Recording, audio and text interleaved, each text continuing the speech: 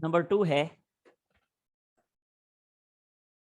Using the following data draw a velocity time graph for the short journey straight road of a motor bike. देखिए ये number 2 है, इसमें एक velocity time table given है।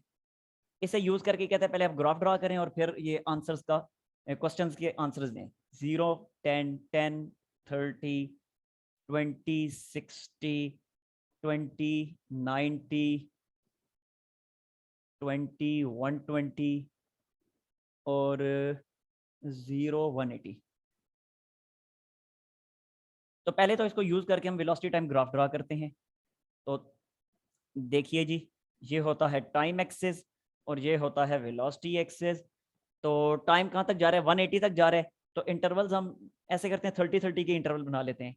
ये है 30, ये है 60, 90, फिर है 120, फिर है 150 और फिर है 180। 180 ये हो गया। अच्छा, वेलोसिटी 0 से कहाँ तक जा रही है?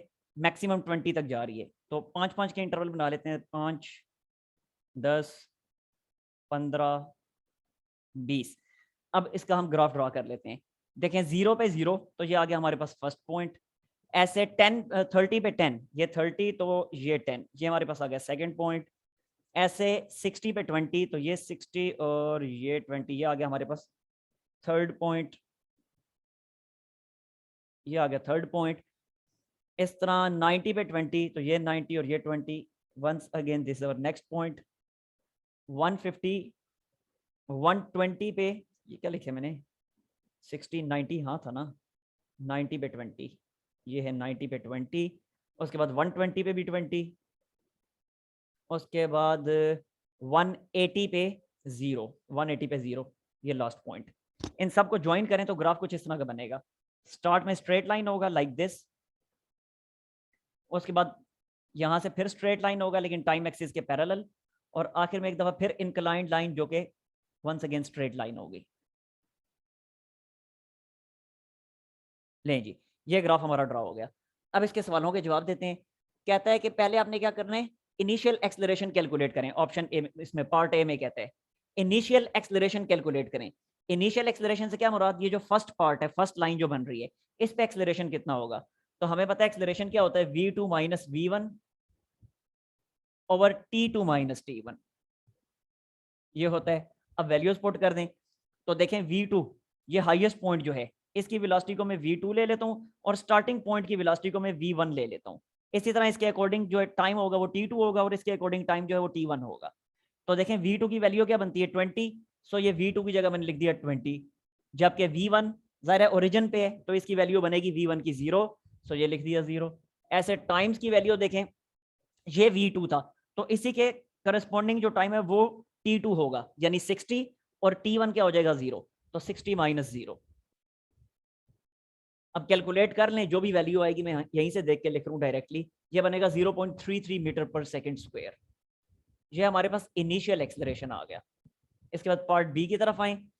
पार्ट बी में कहता है फाइनल एक्सेलरेशन कैलकुलेट करें। अब फाइनल एक्सेलरेशन कैलकुलेट करना है तो once again v2 minus v1 over t2 minus t1। तो देखें जी, इधर ये वाली जो वेलोसिटी है ये फाइनल वेलोसिटी है तो इसको मैंने v2 कह दिया। ये वाली वेलोसिटी इनिशियल वेलोसिटी है, इसे v1 कह दिया। इसी तरह इनके करस्पॉन्डिंग टाइम्स जो होंगे वो t1 और t2 होंगे। तो v2 कितना है? v2 है v2 है 0 और v1 है 20। तो यह लिखा 0 माइनस 20 डिवाइड टाइम क्या होगा? v2 के करस्पॉन्डिंग टाइम है 180 और v1 के करस्पॉन्डिंग टाइम था 120। तो यह लिखा 180 माइनस 120। अब ये क्या होगा? कैलकुलेट कर लें, मैं यहीं से देख के लिख रहा हूं डायरेक्टली। ये आएगा माइनस 0.67 मीटर पर सेकंड स्क्वायर। ठीक है। और आखिरी पार्ट में, पार्ट सी में कहता है टोटल डिस्टेंस ट्रेवल्ड, कितना इसने डिस्टेंस ट्रेवल कर लिया है। तो देखिए मैंने आपको बताया था वेलोसिटी टाइम ग्राफ में जो एरिया अंडर द ग्राफ होता है वही होता है टोटल डिस्टेंस ट्रेवल्ड। अब यहाँ एरिया अंडर द ग्राफ क्या है? ये सारे का सारा एरिया, ये मैं शेड कर देता हूँ। ये सारा एरिया जो है ये एरिया अंडर द ग्राफ है। ये सारा ही कैलकुलेट करना है। अब ये कैलकुलेट करने के दो तरीके हैं।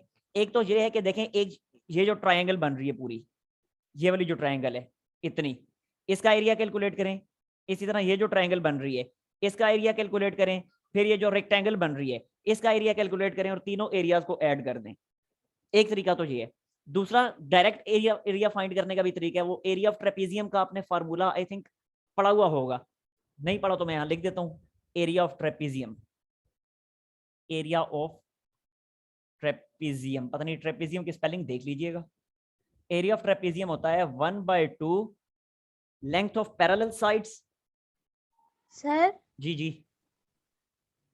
सर आपने यहाँ पे 150 क्यों नहीं लिखा है? इस जो आपने डेटा लिखा हुआ है वेलोसिटी और टाइम का, टाइम में इसलिए 150 सेकंड भी तो है। 150 है। चले यस अच्छा, सर। Yes sir. हाँ ठीक है, लेकिन उससे कोई फर्क नहीं पड़ता, मैं लिख भी देता हूँ तब भी। एक मिनट, नहीं नहीं नहीं नहीं नहीं, फर्क तो पड़ना चाहिए। वेट, सर तब ये आंसर आता है हाँ -0.67 जब हम 150 बिल्कुल बिल्कुल, फर्क तो पड़ेगा वाकई में, ये है। यस, अब ये वाला जो पॉइंट है ये होगा V1 हमारी सेकंड कैलकुलेशन के मुताबिक। तो अब होगा V2 minus V1, V2 minus V1 यानी 0 माइनस 120, और नीचे 150 आ जाएगा ना यहाँ पे इधर। ले अब ठीक हो गया। सर 180 -150 होगा ना? 180 माइनस 150, यस 180 माइनस 150 होगा। ले अब देखें, अब ठीक है, कैलकुलेशन कर लें। यस 20 सर सर कर अब दिया। डिवाइड करें 30 से, 30 बनेगा जाहिर है, 20 को 30 से डिवाइड करें तो आई थिंक यही आता है, 0.67 ही आएगा। जी सर। ठीक हो गया। अच्छा अब ये देखें, लेंथ ऑफ पैरेलल साइड्स, ये एरिया ऑफ ट्रेपेजियम का फार्मूला है, लेंथ ऑफ पैरेलल साइड्स, और फिर है perpendicular distance between them, perpendicular distance between them, this is the formula of area of trapezium. अब यहाँ पे मैं वैल्यूज पुट करता हूँ तो देखें, दिस इज इक्वल टू 1/2, मैंने ऐसे ही लिखा, लेंथ ऑफ पैरेलल साइड्स। अब पैरेलल साइड्स कौन सी हैं, ये एक ये साइड और इसके पैरेलल ये वाली साइड बन रही है, इन दोनों का सम देखें क्या होगा, ये है 0 से लेके 180 तक, ये हो गया 180, और ये है 60 से लेके 150 तक, तो 60 से 150 क्या बनता है, 60 से 150 तक 90, तो 180 प्लस 90, ये लिखा मैंने 180 प्लस 90, ठीक है। लेंथ ऑफ पैरेलल साइड्स, यानी पैरेलल साइड्स की टोटल जितनी भी लेंथ बनती हैं, या ऐसे लिख दें sum of length of parallel side, मजीद आसान हो जाएगा, sum of length of parallel sides. तो पैरेलल साइड की लेंथ को मैंने ऐड कर दिया। आगे है परपेंडिकुलर डिस्टेंस बिटवीन देम, तो ये इनके दरमियान जो परपेंडिकुलर डिस्टेंस है, ये डिस्टेंस कितना है देखें, 0 से लेके 20 तक, तो ये लिखा इंटू 20।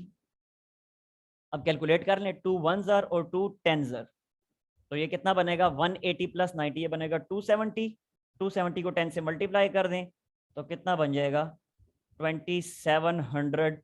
और ये एरिया अंडर द ग्राफ हमें पता है क्या हमें प्रोवाइड करता है, एरिया अंडर द ग्राफ हमें डिस्टेंस प्रोवाइड करता है, वेलोसिटी टाइम ग्राफ का जो भी एरिया होता है वो हमें डिस्टेंस प्रोवाइड करता है। तो ये टोटल डिस्टेंस बनना 2700 मीटर्स, और किलोमीटर्स में कन्वर्ट करें, बुक में आंसर किलोमीटर्स में, ये तो ये बनेगा 2.7 किलोमीटर्स। लें जी, ठीक हो गया। अब जी सर। ले लें इसका स्क्रीनशॉट। सर ले लिया। अच्छा जी, नेक्स्ट आते हैं फिर नंबर 3 की तरफ। सर जी, नंबर 3 में कहता है a proton is moving, a proton moving with speed, ये प्रोटॉन की स्पीड बता दी है, कितनी है स्पीड इसकी, 1.0 मल्टीप्लाई 10⁻⁷ मीटर पर सेकेंड, इतनी स्पीड से प्रोटॉन मूव कर रहा है, passes through a 0.02 centimetre thick sheet, वो एक शीट में से पास करता है, यानी सपोज कर लें ये मेरा हाथ जो है ये शीट है, तो प्रोटॉन यहाँ से आता है मूव करता हुआ, इस शीट के अंदर पेनिट्रेट करता है और दूसरी साइड से बाहर निकल जाता है। तो जब वो बाहर निकलता है इस साइड से पेनिट्रेट करके दूसरी साइड से जब वो बाहर निकलता है तो उसकी स्पीड में कमी वाकया हो चुकी होती है। कितनी कमी हो चुकी है, इसकी फाइनल स्पीड कितनी बताई हुई है, कहते हैं कितनी स्पीड से ये निकलता है, ये निकलता है 2 × 10⁻⁶ मीटर की स्पीड से, यानी अगर ये इनिशियल स्पीड है तो फाइनल स्पीड है 2 मल्टीप्लाई 10 की पावर 6 मीटर पर सेकेंड। इतनी स्पीड से बाहर निकलता है। और जिस शीट से पास करता है जिस शीट से पास करता है उस शीट की थिकनेस भी बताई हुई है। लेकिन पहले मुझे ये बताएं कि वो जो शीट है, क्या उसी शीट की वजह से ही इसका ये डिस्प्लेसमेंट कम नहीं हुआ, सॉरी इसकी वेलोसिटी कम नहीं हुई जी? ऐसे ही है ना, Yes, sir. वो शीट ही रिस्पॉन्सिबल है ना उसकी वेलोसिटी को रिड्यूस करवाने के लिए। तो इसका मतलब है Yes, शीट sir. की जो थिकनेस है, शीट की जो थिकनेस है, वो उस शीट की थिकनेस ही असल में वो डिस्प्लेसमेंट है कि जितने डिस्प्लेसमेंट के दौरान इसकी वेलोसिटी में कमी वाक़या हुई है। तो इसलिए शीट की जो थिकनेस है उसको मैं डिस्प्लेसमेंट के तौर पे यहां कंसिडर करूंगा।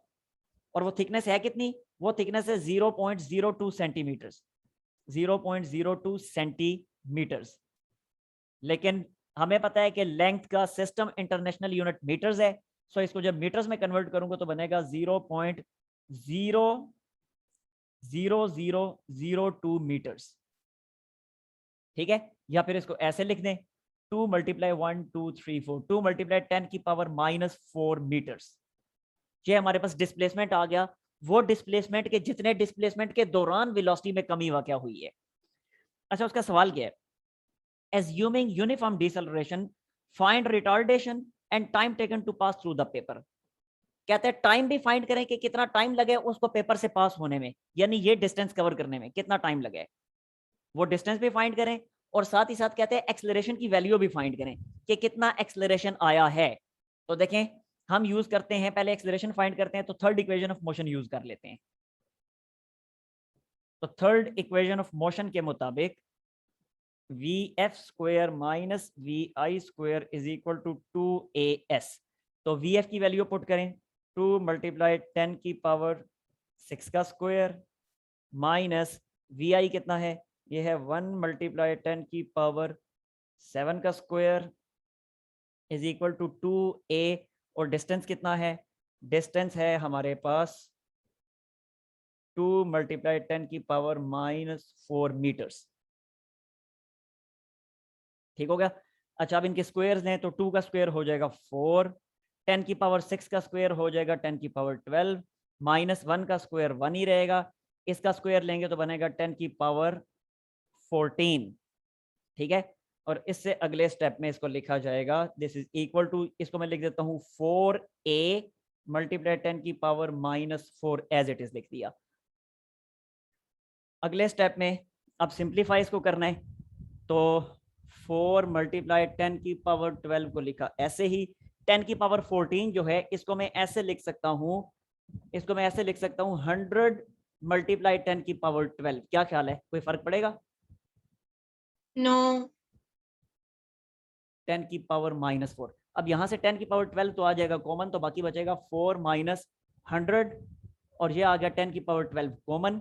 इसी तरह ये है 4A मल्टीप्लाई 10 की पावर -4, ये बन जाएगा -96।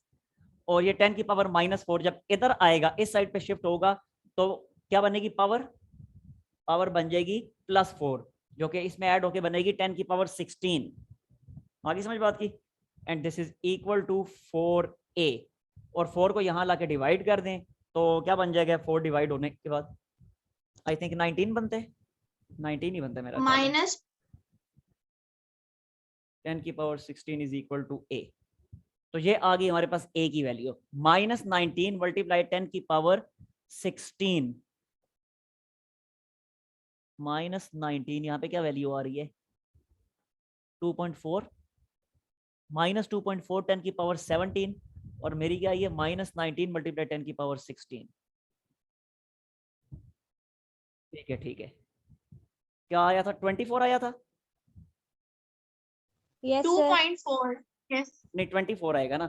और उसके बाद अगले स्टेप में इसको फिर लिखेंगे -2.4 और फिर 10 की पावर 17 बन जाएगा। ठीक है, ये आ गया एक्सेलरेशन।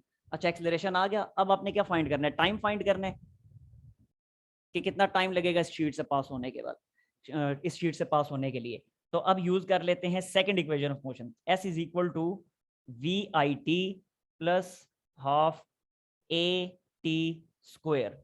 अब यहाँ पे वैल्यूज पुट करें, देखें कितना डिस्टेंस है, डिस्टेंस फिर वही 2 मल्टीप्लाई 10 की power 4 is equal to V I की वैल्यू कितनी है, वी आई की वैल्यू हमें गिवन है यहीं पे 10 की पावर 7, 1.0 मल्टीप्लाई 10 की पावर 7, और टाइम कितना है वही तो हमने कैलकुलेट करना है।